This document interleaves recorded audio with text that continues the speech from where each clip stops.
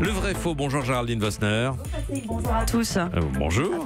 Et la ville de Strasbourg qui franchit un cap dans la lutte contre le tabac. En interdisant la cigarette dans ses parcs et jardins publics, le 1er juillet, la capitale alsacienne fait figure de pionnière. Le président de l'association Les Droits des non-fumeurs applaudit et regrette qu'on n'aille pas plus loin en interdisant de fumer sur les terrasses ouvertes, par exemple. Pour Gérard Audureau, ce serait du bon sens.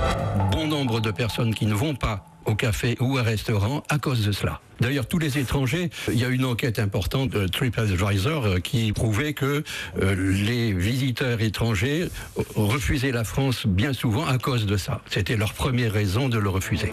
La première raison de refus, les touristes étrangers rejettent la France à cause du tabac, vrai ou faux? C'est faux. Bon. Et l'étude que cite Monsieur Audureau non seulement n'est pas du tout importante, elle a été conduite auprès de 1400 utilisateurs du site non représentatif, mais surtout, les questions ont été posées en 2006, donc il y a plus de 10 ans, avant que la cigarette soit interdite en France dans les lieux publics. Donc à l'époque, on fumait dans les restaurants, les hôpitaux, dans les trains. On a sans oublié. sans surprise, un quart des sondés trouvait la France en fumée. Depuis, évidemment, tout a changé. Plus personne ne fume dans les halls d'hôtels, les restaurants. Et le cabinet TCI Research, qui réalise tous les 2 ans une enquête fouillée de satisfaction auprès des touristes pour le gouvernement, nous l'a confirmé. La cigarette pour les étrangers n'est pas un sujet. Ça n'est jamais remonté dans les entretiens réalisés sur près de 50 sites. Ce dont les touristes se plaignent, c'est de l'état peu reluisant de nos transports publics, de l'ouverture restreinte des magasins ou de l'accueil parfois rude de la population. Maintenant, ça ne veut pas dire que tout aille bien. À Paris, selon l'Office du tourisme,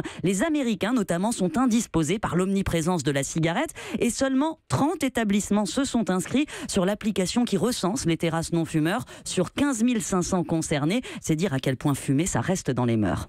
Est-ce que ce type d'interdiction dans les parcs ou sur les terrasses a vraiment un impact? Alors oui, dans les villes qui ont banni la cigarette des parcs, on observe un vrai changement des comportements parce que l'interdiction contribue à dénormaliser la cigarette. On intériorise, si vous voulez, l'interdit, on se sent coupable quand on l'enfreint. Et à New York, à Boston, on le voit, le nombre de jeunes fumeurs a baissé, la consommation aussi. Donc couplé à d'autres politiques sur les prix, la prévention, oui, ça a un impact. Et c'est comme ça d'ailleurs que Strasbourg justifie sa démarche.